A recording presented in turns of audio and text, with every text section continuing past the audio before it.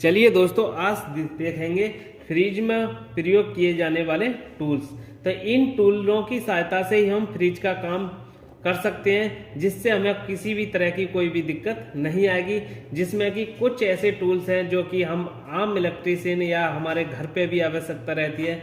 जैसे कुछ इसके अंदर ऐसे भी टूल्स हैं, जैसे हमारा प्लास हो गया, पेचकस हो गया, टेस्टर हो गया, छोटा पेचकस हो गया, बड़ा पेचकस, हमारा नोक प्लास हो गया और कटर हो गया। तो इन सब की जो आवश्यकता होती है वो हमारे आम टेक्नीशियन पर भी होती है, और हमारे आम मैं घर पर भी अगर छोटा मोटा कोई कार्य करना हो तो इन सब की जरूरत हमें रहती है। तो ये टूल तो हमारे कॉमन टूल्स होते हैं जो कि एक इलेक्ट्रीशियन के पास होने जरूरी है। इसमें कुछ ऐसे टूल्स हैं जो केवल हमें फ्रिज में हमें काम करने के लिए ही आवश्यकता होगी, और उन टूलों का हमें कोई भी और अन्य कोई काम नहीं रहता है। जैसे उसके अंदर हमारे low pressure gauge, high pressure gauge हो गया, हमारा मल्टीमीटर हो गया, ये भी हमारा आम कॉमन चीज़ है, इसको भी हमें रखना चाहिए। इसके अंदर हमें ये हमारा सिलेंडर वाल्व हो गया, ये हमारा फ्रिज का फिल्टर हो गया, ये हमारा NRB वाल्व है, ये हमारी वेल्डिंग रॉड है, उसके बाद ये OLP रिले है हमारी, उसके बाद ये ट्यूब कटर है, पाइप कटर जिसको बोलते हैं, इससे हम पाइप को काटते हैं। उसके बाद हमारा वेल्डिंग गन हो गया, इस तरह का वेल्डिंग गन होता है। और ये कुछ हमारी गैसें हैं जो कि हमारे फ्रिज के अंदर उपयोग किए जाते हैं। तो इन सब के बारे में, इनको किस प्रकार से उपयोग किया जाता है, इनका क्या कार्य होता है, मैं विस्तार से आपको बताने वाला हूं। तो वीडियो को लास्ट तक देखें। तो जिन जिन के बारे में आपको पहले पता है, पहले उनके बारे में हम जान लेते हैं। जैसे हमारा ये प्लास हो गया, ये कॉम्बिनेशन प्लायर होता है, इससे हम बहुत सारी चीज़ें कर सकते हैं। जैसे हम पेच खोल सकते हैं, बोल्ट खोल सकते हैं, वायर काट सकते हैं और वायर को टाइट भी कर सकते हैं। तो इस तरह का कार्य करने के लिए हमें एक प्लास की आवश्यकता होती है।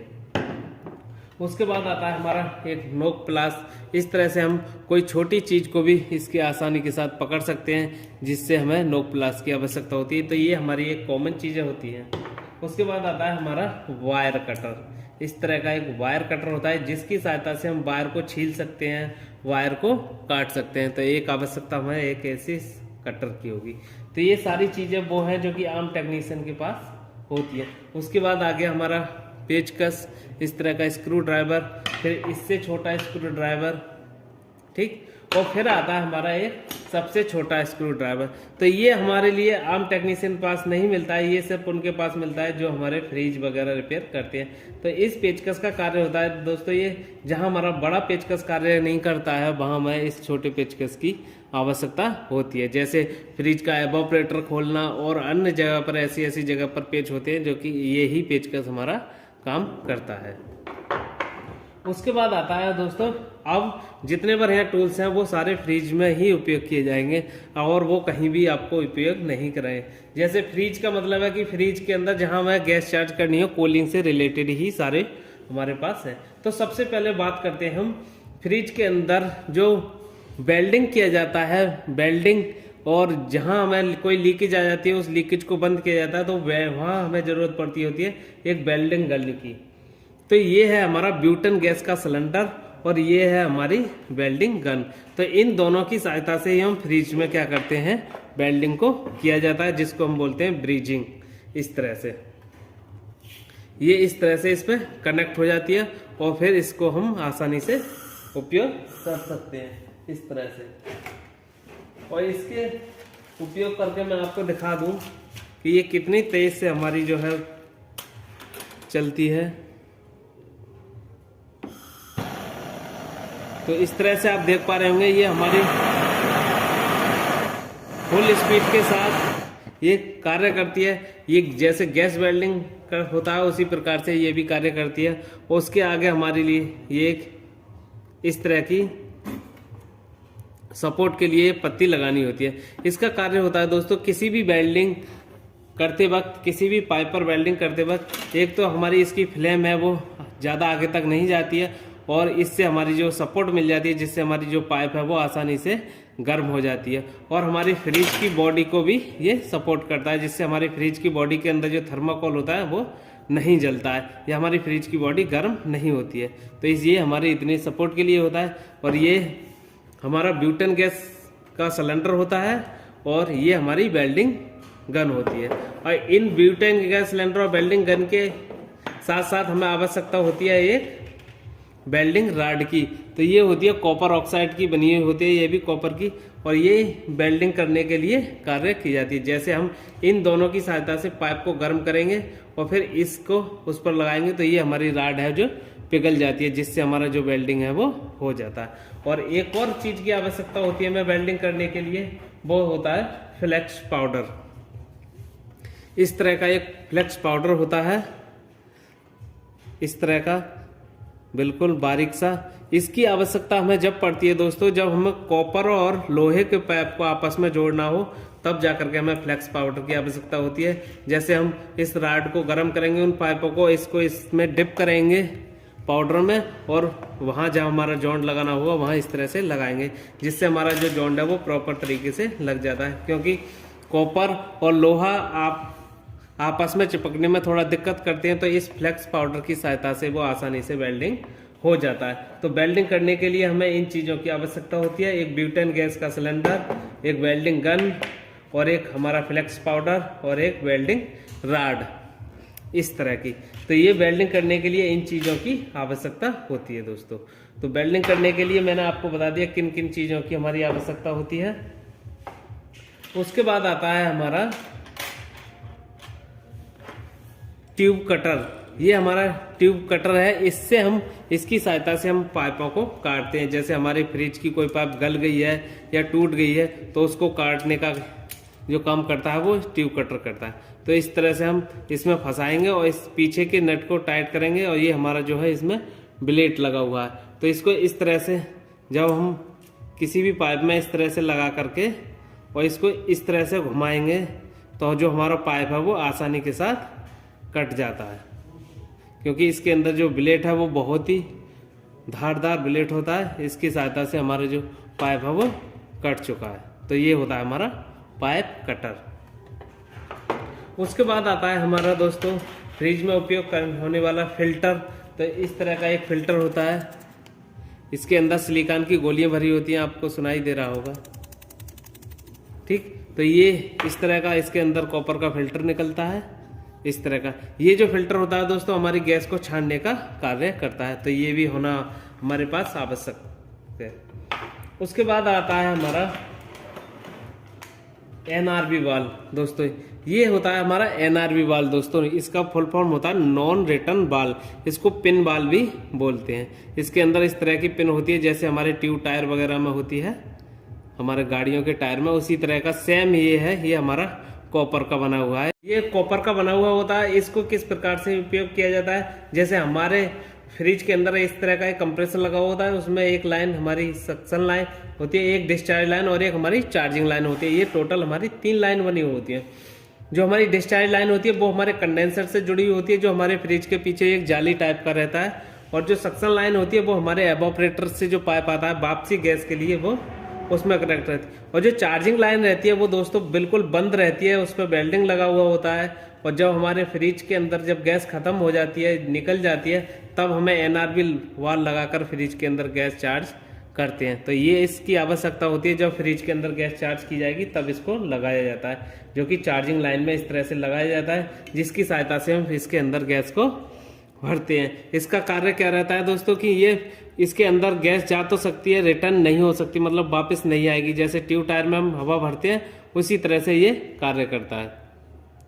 तो इसको बिना इसकी अगर इस पिन को नहीं दबाएंगे तो इससे गैस नहीं निकलेगी। जैसे ही हमारे टायर में हम इसको दबाते हैं तभी गैस निकलती है, उसी प्रकार से ये कार्य करता है। उसके बाद आता है हमारा कंप्रेसर। इस कंप्रेसर का कार्य होता है दोस्तों, जब हम फ्रिज का कार्य करना स्टार्ट करेंगे तो इस तरह का एक कंप्रेसर की आवश्यकता होगी, जिससे हम 2 कार्य करते हैं। जैसे हमारे फ्रिज के अंदर जब गैस रिफिल की जाती है तो हमको देखना होता है कि हमारे फ्रिज के अंदर जो पहले से गैस थी वो क्यों खत्म हो गई। तो फ्रिज के अंदर कभी भी गैस खत्म नहीं होती है, केवल वो लीक होने के कारण ही हमारे फ्रिज के अंदर से गैस खत्म हो जाती है। जैसे ट्यूब के अंदर जब पंचर हो जाता है ट्यूब टायर, तो तभी जा करके हमारी जो है हवा निकल जाती है। उसी प्रकार से फ्रिज के अंदर भी जब तक कोई भी पाइप गल ना जाए, या फिर हमारा पाइप कहीं से टूट जाएगा, या फिर कहीं ऐसी गिरावट के कारण जो हमारी माइनर लीकेज आ जाती है, उसके कारण हमारी जो गैस है वो निकल जाती है। फिर हमें गैस चार्ज करनी पड़ती है। जैसे हमें टायर में पंचर ढूंढ करके उसको रिपेयर करना होता है, उसी प्रकार से इसमें भी हमें पाइपों को देखना होता है कि कहाँ से हमारी गैस निकल गई। तो उसी के कार्य के लिए ये कंप्रेसर कार्य करता है। जैसे हम इस कंप्रेसर से हम फ्रिज के अंदर जो है प्रेशर को भर सकते हैं, जिससे हमें ये पता लग जाए कि इसके अंदर कहाँ से हमारी जो है गैस निकली थी। जब इस कंप्रेसर की सहायता से हम फ्रिज के अंदर प्रेशर को भरेंगे और प्रेशर को भरने के बाद फिर जगह जगह हम पानी, सरफ का पानी या शैम्पू का पानी लगा लगा करके देखेंगे कि कहाँ से हमारी गैस निकल रही है। और जहाँ भी हमारी गैस निकल रही होगी वहाँ हम फिर वेल्डिंग मारेंगे और वेल्डिंग मारने के बाद हम उसको रिपेयर कर देंगे। या हमारा कोई पाइप गला हुआ होगा तो उसको दूसरा छोटा और पाइप उसमें जॉइंट करके उसको रिपेयर कर देंगे। तो उसको वेल्डिंग की भी आवश्यकता होगी और इससे हमें प्रेशर भर दिया जाएगा। उसके बाद उसका जब हमारी जो लीकेज है वो हमें मिल जाएगी और वहाँ वेल्डिंग मार के हम रिपेयर कर देंगे। उसके बाद हमें फ्रिज के अंदर की जो भी हमने इसके अंदर प्रेशर भरा था उसको निकालना होगा, क्योंकि हमको वैक्यूम करके ही फ्रिज के अंदर जो है गैस चार्ज करनी पड़ती है। फिर उसके अंदर का जो हमारा गैस है उसको बाहर खींचना होगा, तो उसके लिए भी हमें इस कंप्रेसर की आवश्यकता होती है। तो वैसे तो हमें वैक्यूम करने के लिए वैक्यूम पंप की आवश्यकता होती है, पर अगर हम फ्रिज का काम स्टार्ट करना चाहते हैं तो इसी से हम दोनों काम कर सकते हैं। अगर हमें वैक्यूम पंप लेना होगा तो वो थोड़ा कॉस्टली भी पड़ेगा और उससे सिर्फ एक ही काम होता है कि वो केवल वैक्यूम ही करता है और उसके प्रेशर भरने के लिए हमें फिर भी कंप्रेसर की आवश्यकता होती है। तो हम इस कंप्रेसर को वैक्यूम करने के लिए और प्रेशर भरने के लिए दोनों के लिए उपयोग में ले सकते हैं, जिससे हमें कोई भी किसी भी तरह की कोई भी दिक्कत नहीं आएगी। तो इस तरह का एक कंप्रेसर लेना होगा जिसमें सक्शन लाइन और डिस्चार्ज लाइन पर इस तरह के हमारे NRV वाल्व हमको लगा लेने होंगे, जिनसे क्या रहता है, क्योंकि हमें इसमें पाइप खींचने रहते हैं प्रेशर भरने के लिए भी और वैक्यूम करने के लिए। तो इस तरह की हमारे पास 2 चार्जिंग लाइन होती हैं, इनको बोलते हैं गैस चार्जिंग लाइन। जैसे हमें किसी फ्रिज के अंदर प्रेशर भरना है तो इस तरह से इसमें कनेक्ट करेंगे और हमारे जो फ्रिज में है उसमें कनेक्ट कर देंगे। ठीक दोस्तों, इस तरह से। तो इसकी आवश्यकता होती है हमारे लिए प्रेशर भरने के लिए और वैक्यूम करने के लिए। ठीक, उसके बाद आता है हमारा प्रेशर गेज। इस तरह के प्रेशर गेज होने चाहिए हमारे पास। तो ये 2 गेज होते हैं, एक होता है लो प्रेशर गेज और एक होता है हाई प्रेशर गेज। इन दोनों में क्या डिफरेंस होता है? जो लो प्रेशर गेज होता है दोस्तों, उसमें केवल 250 PSI तक हम प्रेशर को भर सकते हैं इस तरह का, और जो हाई प्रेशर गेज होता है इसमें 500 से 800 PSI तक हमारी जो है गैस को भर सकते हैं। तो अब इन दोनों में जो डिफरेंस होता है दोस्तों, जो हमारा लो प्रेशर गेज होता है उसमें 0 से -30 की तरफ सुई जो आती है, तब हमारे जो वैक्यूम करने में उपयोग होता है वो हमारा लो प्रेशर गेज होता है। इसको हम कंपाउंड गेज भी बोलते हैं। तो इसमें एक ऑप्शन होता है कि जब हमें फ्रिज के अंदर जो हल्की फुल्की जो गैस रहती है नॉर्मल अवस्था में, उसको खींच करके बाहर निकालना होता है, तो उससे उसका इंडिकेट करने के लिए 0 से -30 की तरफ सुई आ जाती है। जैसे हम समझ जाते हैं कि हमारे जो फ्रिज के अंदर का जो वैक्यूम है वो निकल गया है, क्योंकि अंदर की पाइपों की जैसे ही गैस खींचेंगे तो जो 0 से -30 की तरफ आ जाएगा। ये ऑप्शन हमारे लिए हाई प्रेशर गेज में देखने के लिए नहीं मिलता है। इससे सहायता से हम फ्रिज के अंदर जो है प्रेशर को भर सकते हैं, जिसमें मेजर हो जाता है कि हमारा फ्रिज के अंदर कितने PSI प्रेशर जा चुका है। ठीक दोस्तों, तो इनका तो रहा ये कार्य। उसके बाद आता है हमारा चार्जिंग पाइप। तो इस तरह की 2 चार्जिंग पाइप की आवश्यकता होती है, जिनको इन गेजों में इस तरह से कनेक्ट किया जाता है। इस तरह से जो हमारा गेज का निचला वाला हिस्सा होता है इसको हम सिस्टम में कनेक्ट करते हैं। जैसे फ्रिज के अंदर गैस चार्ज कर रहे हैं तो फ्रिज में, और जो इधर का जो हिस्सा होता है हमारा, इसको हम चार्ज करते हैं, इसको कनेक्ट करते हैं। जैसे हमारे फ्रिज के अंदर प्रेशर भरा जाएगा तो इसको कनेक्ट करेंगे कंप्रेसर में और गैस भरी जाएगी तो सिलेंडर में।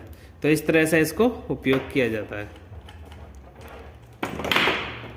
ठीक, उसके बाद हमारी कुछ गैसेज आती हैं, जैसे हमारी R134 हो गया, R600 हो गई, R290 होगी। तो अलग अलग फ्रिजों में अलग अलग तरीका की हमारी गैसें डलती हैं। तो जिस फ्रिज के अंदर जिस नंबर की गैस होगी हम उसी को उपयोग में लेते हैं। अब जैसे हमारा जो खाली सिलेंडर है वो इस तरह का आता है, तो इसमें से गैस उपयोग करने के लिए हमें सिलेंडर वाल्व की आवश्यकता होती है। तो ये हमारे दो तरह के वाल्व रहते हैं। एक तो हमारा इस तरह का रहता है, ये जो हमारा सिलेंडर देख रहे हो इसके अंदर ऑलरेडी एक बाल लगा हुआ होता है, उसके लिए इस बाल की आवश्यकता होती है। जैसे हम इसको इस पर खींच देंगे इस तरह से, और खींचने के बाद जब टाइट कर देंगे इसको, तो हम इसको ऊपर की सहायता से इस तरह से घुमाएंगे तो हमारी जो गैस है वो निकलने लगेगी इस तरह से। और ये जो दूसरा जो बाल है हमारा, उसको उपयोग किस प्रकार से किया जाता है वो मैं आपको बताता हूँ। ये जो बाल है दोस्तों, ये जो इस तरह का बाल होता है कि ये लगता है उन कैनों पे लगता है, उन सिलेंडरों पे जो हमारे बिल्कुल भी सील्ड आते हैं। इस तरह से ये बिल्कुल छिद्र देख रहे होंगे वो इस बाल की ही सहायता से इसमें हुआ है और ये बिल्कुल सील्ड आता है। तो जो कैन सील्ड आती है उनके लिए हमारे लिए ये इस बाल को उपयोग में लिया जाता है। तो ये बाल जब तक लगा रहता है, जब तक इस सिलेंडर की सारी गैस हम उपयोग में नहीं ले लेंगे तब तक इस बाल को इस कैन से अलग नहीं करेंगे। तो ये हमेशा इसी पे खचा रहेगा जब तक इस सिलेंडर की सारी गैस खर्च नहीं हो जाएगी। अगर इसको पहले ही खोल देंगे तो हमारी इस सिलेंडर की सारी गैस जो है बाहर निकल जाएगी, क्योंकि इसके अंदर कोई भी बाल लगा हुआ नहीं रहता है। उसके बाद आते हैं हमारे पास कुछ ऐसी पाइपें होनी चाहिए कॉपर की, जिनकी सहायता से हम किसी भी फ्रिज के अंदर कोई भी हमारा पाइप गल जाए तो उसके अंदर काट करके टुकड़ा हम लगा सकते हैं और उसको रिपेयर कर सकते हैं। तो ये अलग अलग साइज की कुछ साइज पाइप आती हैं जो फ्रिज के अंदर 2 साइज की हमें देखने को मिलती हैं, तो वो हमारे पास दोनों होनी चाहिए। उसके बाद हमें एक कैपलरी होती है हमारे फ्रिज के अंदर, पीछे एक कॉपर की बहुत पतली सी एक पाइप होती है, वो इस तरह की, इसकी सहायता से ही हमारा जो फ्रिज है वो कूलिंग को करता है। तो इस तरह की कैपलरी भी आपके पास होनी चाहिए जब आप फ्रिज का काम कर रहे हैं। तो ठीक दोस्तों, ये भी एक पाइप ही होती है कॉपर की, बहुत पतली पाइप होती है। ये भी अलग अलग नंबर से आती है, ये आसानी के साथ मार्केट में मिल जाती है। उसके बाद एक कपलर की आवश्यकता होगी। इसका क्या रहता है दोस्तों, जैसे हमारे फ्रिज के कंडेंसर में हमें उसकी लीकेज चेक करनी है तो उसके अंदर प्रेशर चार्ज करने के लिए हम डायरेक्ट ही उस पर लगा सकते हैं, उसमें हमें NRV बार लगाने की कोई भी जरूरत नहीं रहेगी। जैसे किसी भी चीज़ में हमको प्रेशर बढ़ना है तो पाइप लगाने की आवश्यकता होगी, और उसके लिए इस तरह से हम इसको लगा देंगे उस पाइप पे, और लगाने के बाद इधर से जब खींच देंगे टाइट करके तो ये हमारा आसानी के साथ इसके अंदर टाइट हो जाता है इस तरह से। अब हम इस चार्जिंग पाइप को यहाँ जोड़ करके किसी भी चीज़ में प्रेशर को भर सकते हैं। तो ये हमारा इस चीज़ के लिए कार्य आता है, जो कि फ्रिज के अंदर जो पतली पतली पाइपें होती हैं ये मार्केट में अलग अलग साइज के आपको मिल जाएंगे। तो जिस भी साइज की आपको आवश्यकता हो उस साइज का आप ले सकते हैं। तो इसको बोलते हैं हम कपलर। उसके बाद हमारा जो फ्रिज में उपयोग करने वाले सारे टूल्स है उसके बारे में मैंने आपको बता दिया विस्तार से। इस टूल्सों के रिलेटेड अगर आपको कोई भी किसी भी तरह का कोई भी डाउट है तो आप कमेंट बॉक्स में पूछ सकते हैं। और अगर आपको AC फ्रिज वॉशिंग मशीन का काम सीखना है तो दिए गए नंबर पर कॉल करके भी कोर्स की जानकारी ले सकते हैं। और ऐसी ही नॉलेजफुल वीडियो के साथ मिलेंगे किसी नेक्स्ट वीडियो में। तब तक के लिए जय हिंद, जय भारत।